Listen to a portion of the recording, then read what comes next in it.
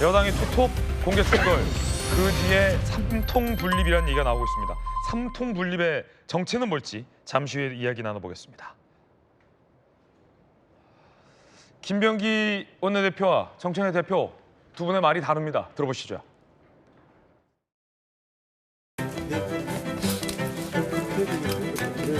두 당이 합의를 했습니다.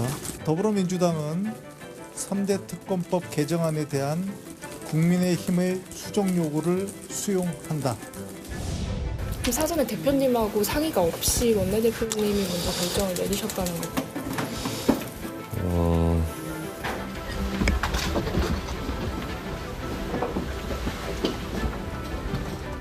원내대표 원님도 고생을 많이 하셨고 했지만 저희 지도부 뜻과는 많이 다른 것이어서 저도 어제 많이 당황했고 그래서 바로 재협상을 제가 지시했던 겁니다. 어제 합의한 조금 특검법 합의한. 왜 자꾸 합의라고 그러지? 그럼 뭐로 이해해야 돼요? 1차 논의한 거지. 그 기간 연장이랑 그리고 부모 다시 살펴봐야 됩니다. 파기도 아니에요. 사실 문서화된 게 아니기 때문에 사실 파기됐다고 하는 표현은 좀 안 맞는 것 같고 어제 1차는 우리가 협의를 했는데 최종적으로 결렬되는 걸로 봐야 되겠죠. 자, 그러자 김병기 원내대표가 정청래 대표에게 사과하라고 하라며 격앙된 반응을 내보냈습니다. 사과 요구에 대해서는 혹시 입장 한 말씀 주실 수 있을까요? 잠깐만요. 정청래 사과하셨나요? 대표님 말씀하시는. 그거는 대표한테 물어보세요. 그 의원들 전체한테 뭐 사과 말씀하셨다는 얘기가 있던데. 대표한테 물어보세요. 공개 사과 얘기하시면 좀 어떤 마음에서 말씀 좀 하셨던 거예요? 쉬운 말이잖아요. 어려운 말인가요? 그런 거 할 때 혼자 하나요? 자, 김병기 원내대표가 정청래 대표에게 공개 사과를 요구했는데 공개 사과를 안 했습니다. 그러자 김 원내대표가 대표한테 물어보세요. 그런 거 할 때 혼자 하겠냐라며 대표와도 다 상의해 놓고서 이런다. 쉽게 말해서 원내대표를 바보 만들었다라는 분노를 드러냈습니다. 김근식 교수님, 네. 굉장히 이례적인 장면인데 분명히 여당의 투톱이 공개 충돌한 건 지금 맞아 보여요? 그렇죠. 사실은 원내대표는 원내에서 야당과 협상을 책임지는 사실은 최고 사령관입니다. 네네. 물론 이제 당대표와 상의를 하는 것입니다만 그렇기 때문에 이번에 특검법 연장을 비롯해서 특검법 개정안에 대해서 여야 간의 최초의 협상의 결과를 먼저 발표를 했었잖아요.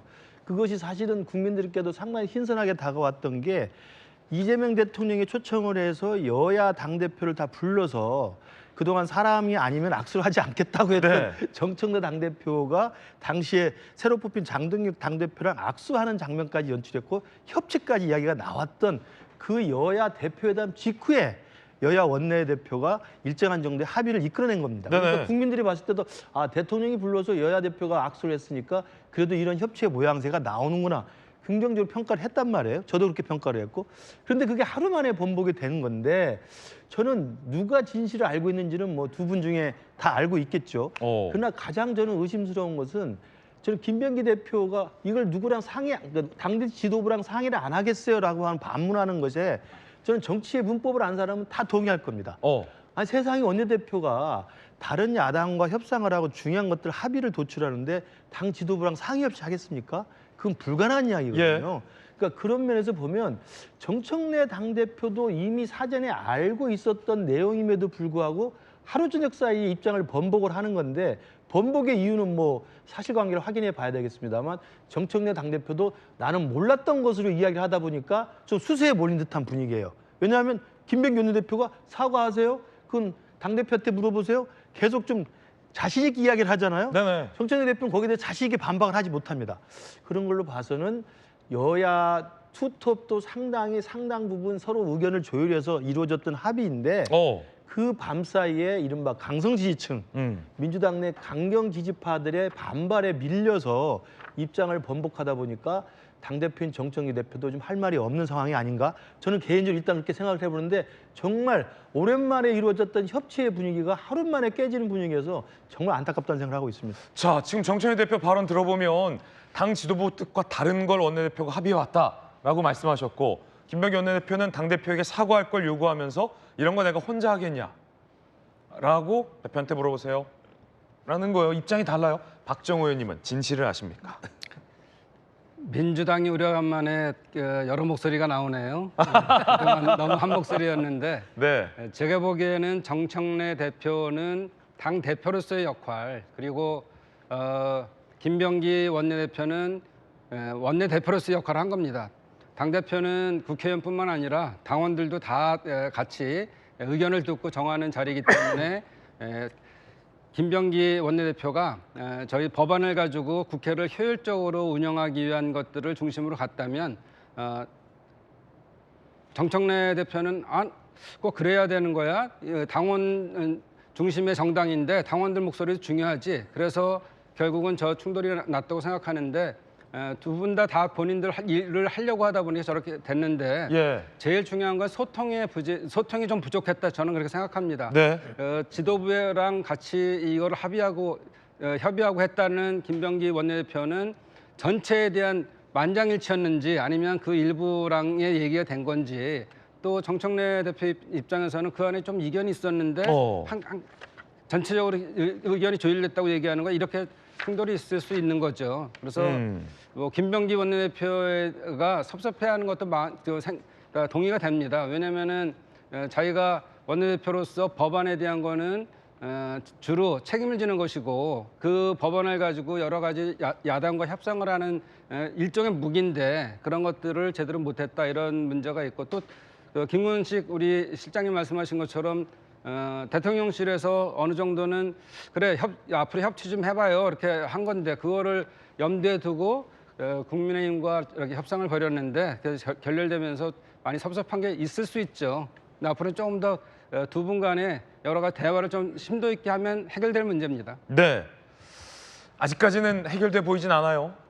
이 두 투톱은 의총에서도 충돌했습니다. 여러 취재와 보도에 따르면요.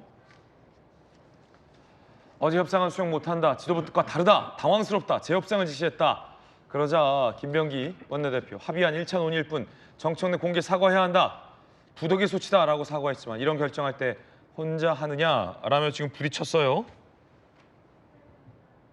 이거 말고 딴 거 주세요. 자, 그렇죠. 제가 달란 게 이겁니다. 특검법 수정안 원내 지도부 아닌 법사위나 당 정책위에서 만드는 게 좋겠다라고 정청래 대표가 얘기했어요. 그러자 원안과 합의한 수사기간 차이가 15일 때문에 합의가 다 깨진 게 맞냐라며 불편함을 드러냈습니다. 15일 때문에 여야 합의를 다 깼냐라고 김병기 원내대표가 정청래 대표를 좀 비판한 겁니다. 주진 의원님 어떻게 보십니까? 네. 사실 이건 이재명 대통령과 정청래 대표 간의 충돌로 해석하는 견해들이 많더라고요. 저도 그렇게 생각이 드는 것이, 일단 저 정도 특검 법안을 이제 여야가 합의할 때는 대통령실과도 물밑 조율이 있었을 겁니다. 당연히 물밑 조율을 하고 결론을 낸 것이고, 사실 민주당의 극렬 지지자들이 좀 불편해할 수 있는 부분이 있어도 저희 특검 법안이 워낙 무리하게 설계돼 있기 때문에 오히려 더 많은 국민들이 이건 아니다 이렇게 생각하실 수 있는 부분이거든요.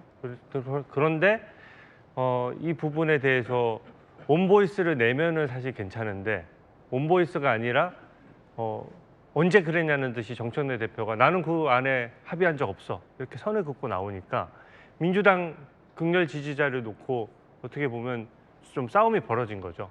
그러니까 인기몰이를 정청래 대표가 함으로써 대통령실도 불편해하고 또 당시 합의를 주도했던 원내대표도 불편해하는 거고요.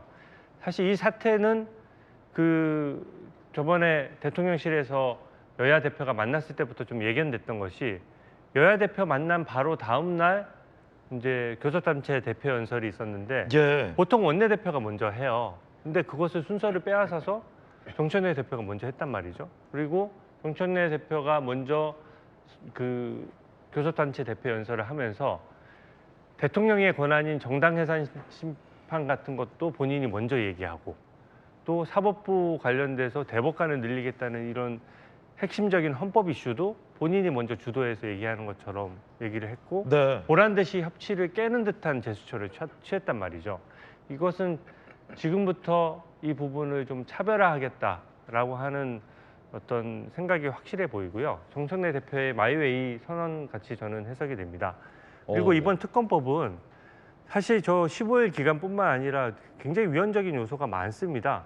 재판을 선고 결과를 생중계하는 것도 거의 없는 일인데 재판의 진행 과정을 생중계하면은 무죄 추정 원칙과 정면으로 충돌하거든요. 근데 이것을 생중계하는 것을 의무화한다든지 또 지금 검찰에 대해서 수사권과 기소권을 분리하겠다라고 하면서 특검은 기소 다 하고 경찰 다 지휘하도록 하고 이런 식의 그 기존에 민주당에서 주장해 오던 것과 더 정반대로 특검이 무리하게 수사할 수 있도록 설계가 돼 있기 때문에 이것은 막상 시행됐을 때의 어떤 부작용도 많고 결국 대통령실의 국정 동력을 떨어뜨릴 수 있기 때문에 이거 좀 두고 양쪽 갈등의 불씨가 될 것으로 저는 그렇게 보고 있습니다. 예. 두고두고 불씨가 될 거다. 네. 지금 정청래 대표가 김병기 원내대표에게 아직 사과 안 한 걸로 보세요?